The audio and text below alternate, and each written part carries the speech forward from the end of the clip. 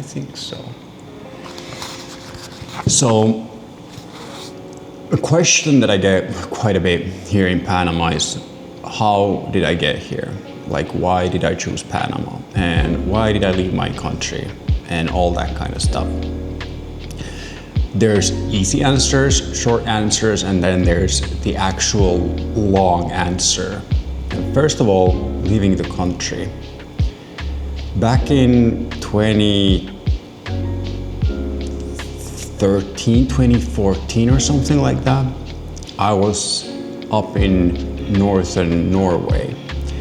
I was playing with this reggae band at a time, and we were sitting on a porch after a gig, like the next morning after a gig with the lead singer.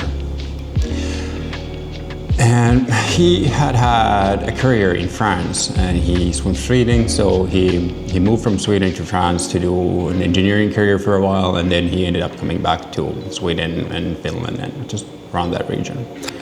And I found that really curious and interesting. So of course I asked a couple of questions, like how did he end up there in the first place, and about his experience over there, and it just stuck. The idea stuck with me. I was hanging out there in northern Norway on top of some hill, not a mountain, but like a tall hill or something, in the middle of the forest. And I still remember the feeling there. And we ended up going even further north that trip to play another gig. And after we came back to Finland and I got back home, I started learning Spanish. I decided that I'm going to go and move to Spain or something.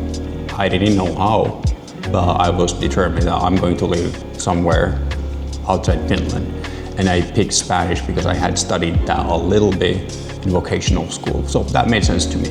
And that idea then started developing a little, and I ended up starting to apply for university. So I got into the university, and my plan was to get out of the country through an Erasmus exchange program, which I eventually did. I started studying in 2015, and I got out of Finland 2017, 2018, when I went to Barcelona for a year. And there I met Kat, my wife, who's from Panama. I never wanted to move back to Finland after doing the year in Spain, but it was the right choice. Like, come back to Finland or go back to Finland, finish up the school, start a career, and then start planning moving away again. I don't even remember what year I ended up graduating. It took me in total 7 years from start to finish. But towards the end of that study period, I switched companies to my current employer.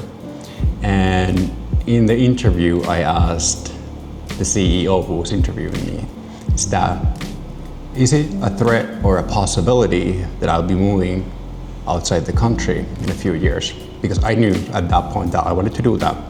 And this was like 4.5 years ago. 4.5 years ago, yeah. That's when we already started planning on moving. We weren't quite sure if we were coming to Panama because we were discussing Canada at that time as well. The criteria was that it needs to be Spanish or English-speaking country, and we ruled out the US and I ruled out the UK, just because I wanted to go a bit further. And that's pretty much it. That was kind of like the pre-context for this move. And then the last 4 years at work, I started taking all the responsibilities that I could get, like opening an office in Oulu where I lived, to learn that kind of stuff. If it comes to that we wanted to open an office here or somewhere outside Finland, and I would move there and do that, just to know how to do that. I started getting involved in sales, recruiting, and all kinds of stuff. And throughout these 4 years, my plan was just to make sure that people who decide about things think that I'm valuable enough to keep me on board if I end up leaving the country. And that plan really paid out, because eventually what we ended up doing was that I got a posting contract. So I did not need to become a freelancer or anything. I'm still with my current salary with a contract, or I don't know, it's like expat contract or posting. In Finnish it would be ulkomaankomennus. So that's what ended up happening. And then the best part of all of this was that some of the people in the company, one of the founders mentioned that, hey, you should probably get some sort of financial aid for all of this.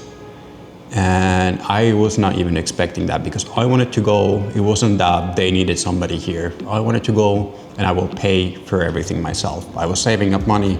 I ended up having like 10K before doing the move. But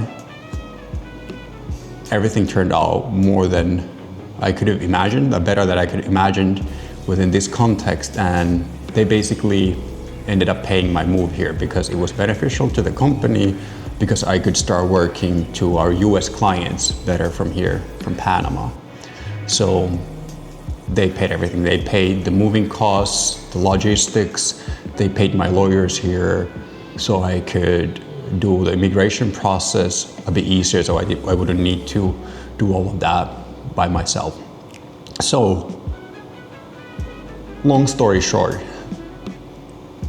2013, I got inspired by a friend, and then little by little, I moved to Spain. I met Kat, who's from Panama, started learning about Panama, did a couple of trips here before moving here, and here we are. Last week, I got my 2-year residency, and now I'm looking to apply for my driver's license and that kind of stuff. So it all kind of worked out weirdly over 12 years before moving here.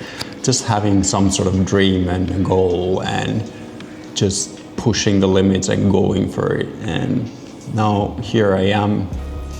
Hard to believe, but I don't know. I guess that you can make things happen if you just put your mind into it.